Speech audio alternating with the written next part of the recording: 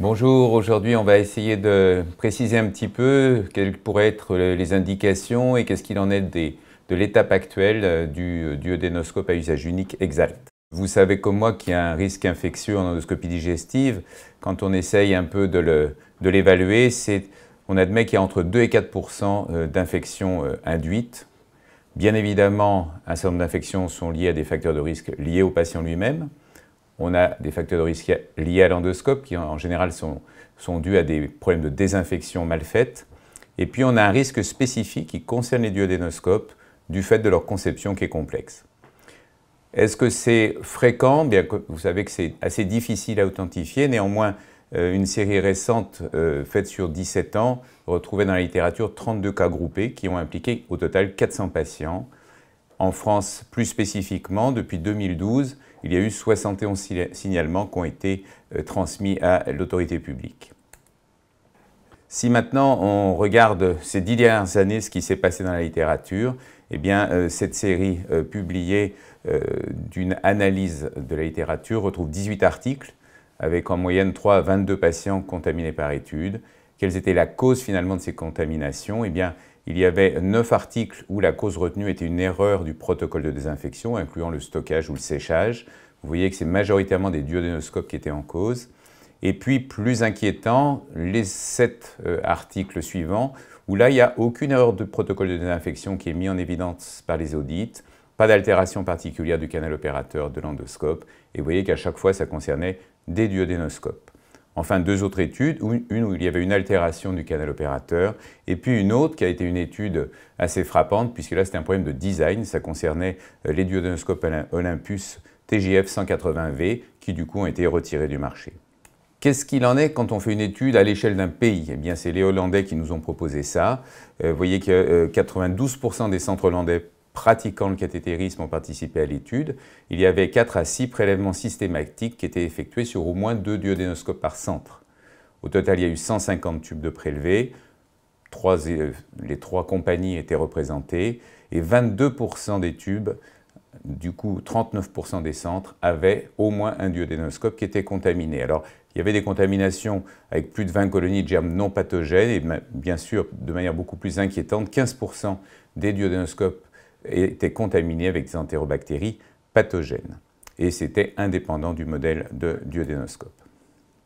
Alors pourquoi ce duodéno est spécifiquement plus à risque? Vous savez comme moi qu'il y a ce fameux élévateur qui va induire 2 zones finalement qui peuvent garder, malgré une bonne désinfection, des germes sous l'élévateur. Et puis on a aussi un canal spécifique qui contient donc la tige métallique permettant d'actionner l'élévateur.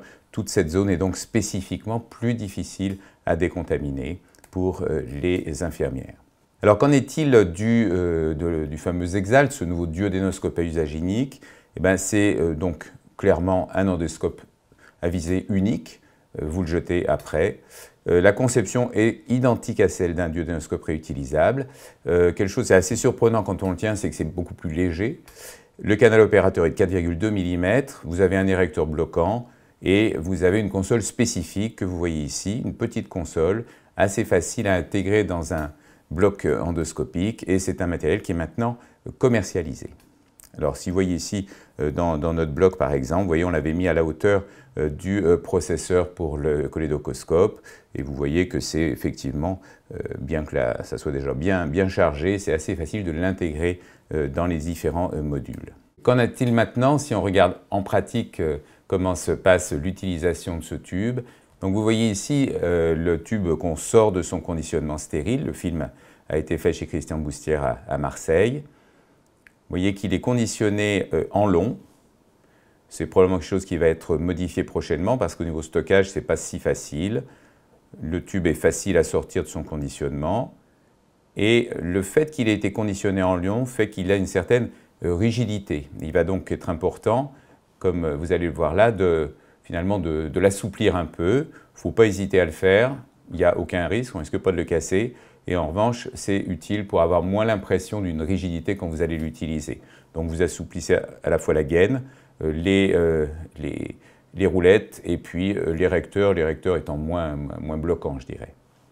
Donc ça, c'est une étape préalable à l'utilisation. Après, vous allez mettre les valves qui sont indépendantes, qui sont bien sûr des valves à usage unique, et puis vous allez finalement le brancher sur la console. Le mode de branchement étant extrêmement simple, il suffit de le plugger, exactement comme le Spicescope, et puis finalement on va rebrancher l'aspiration et le flacon, exactement là encore comme avec votre duodénoscope réutilisable.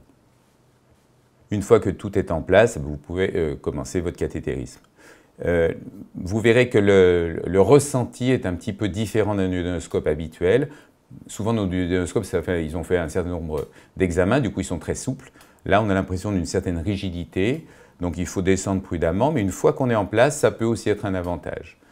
Pour ce qui est du maniement des différents outils, on se retrouve exactement comme avec un duodénoscope standard.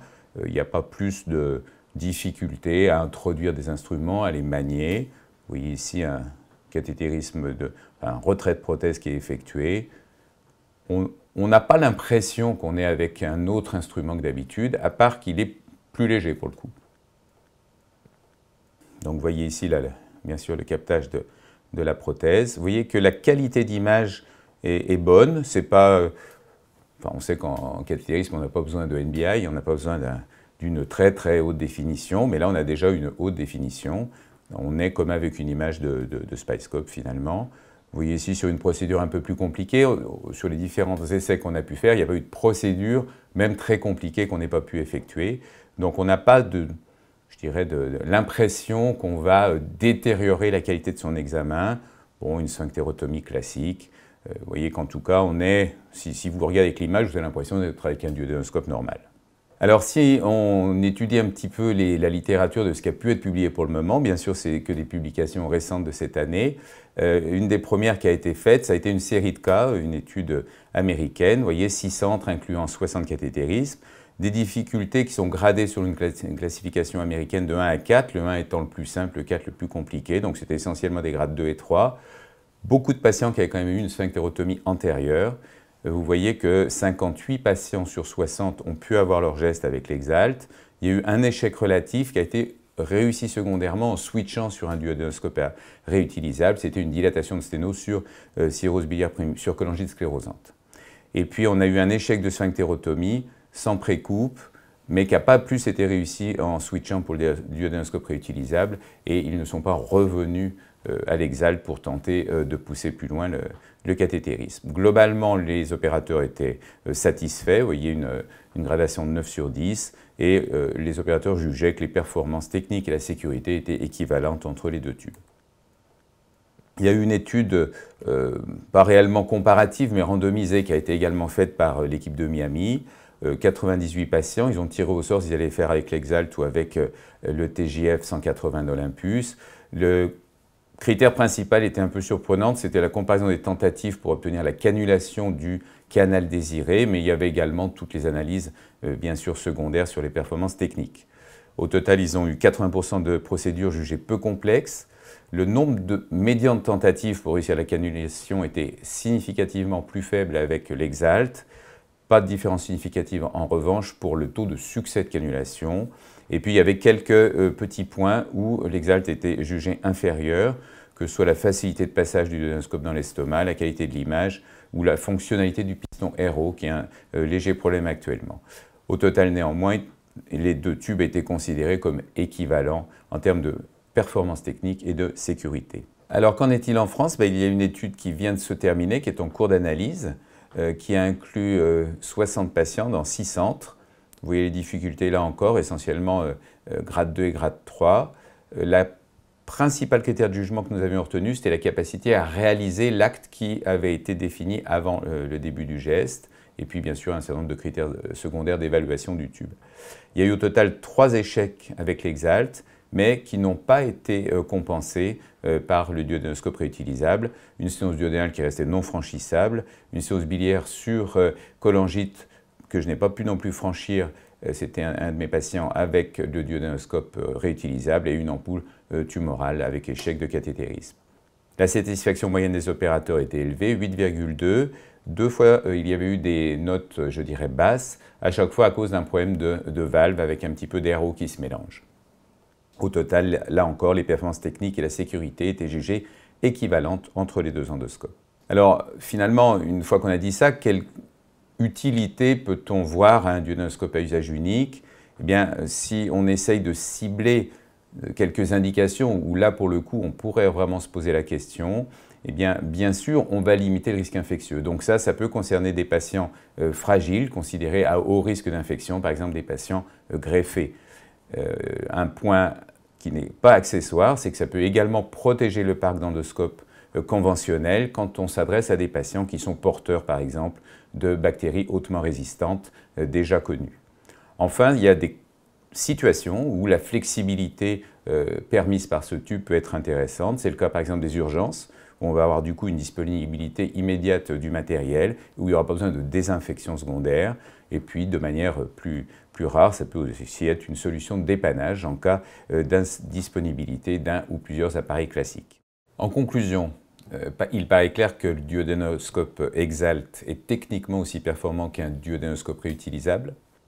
Dans un premier temps, on peut l'utiliser dans des situations spécifiques, en particulier en cas d'urgence, quand il n'y a pas de possibilité de désinfection du tube derrière, chez des patients à risque d'infection, en particulier les immunodéprimés, et l'exemple type étant les greffés, et puis chez des patients qui par ailleurs sont porteurs eux-mêmes d'infections résistantes. Et enfin, je dirais que les points qui restent encore à éclaircir, c'est l'analyse médico-économique, savoir finalement quel est le coût réel par rapport à un examen standard. Le dernier point, c'est des précisions sur le recyclage qu'on attend. L'EXALT est composé de matériaux recyclables et il y a des partenariats qui sont en cours pour justement pouvoir le recycler en totalité. Je vous remercie.